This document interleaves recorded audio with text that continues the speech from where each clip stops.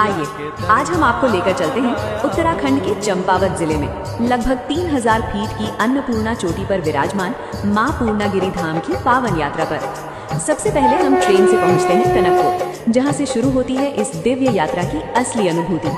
टनकपुर पहुंचकर हम पहुंचते हैं मां शारदा नदी के तट पर, जहां श्रद्धालु स्नान करते हैं और कुछ देर वहीं बैठकर उस पावन जगह की शांति और सुंदरता को महसूस करते हैं। इसके बाद हम बढ़ते हैं टूली घाट की ओर, जहां भक्तों द्वारा लगाए गए भंडारे में प्रसाद ग्रहण कर मां के जयकारों के साथ शुरू करते हैं लगभग 12 किलोमीटर की कठिन चढ़ाई। लगभग 6 किलोमीटर की चढ़ाई के बाद हमारे ठहरने के लिए उचित धर्मशालाओं की भी व्यवस्था भी उपलब्ध है, जहां ठहरना श्रद्धालुओं के लिए निःशुल्क होता है। थोड़ा विश्राम करने के बाद हम प्रसाद लेते हैं और अपने जूते चप्पल व जरूरी सामान वहीं जमा कर नंगे पैर निकल पड़ते हैं मां के दर्शन के लिए। अब सामने होती है लगभग 300 सीढ़ियां और जैसे जैसे हम आगे बढ़ते हैं मां के दर्शन के लिए लगी लंबी लाइन भक्ति का अद्भुत दृश्य दिखाती है। कई कठिनाइयों और थकान के बाद आखिरकार हम पहुंच ही जाते हैं मां पूर्णागिरि के पावन दरबार में।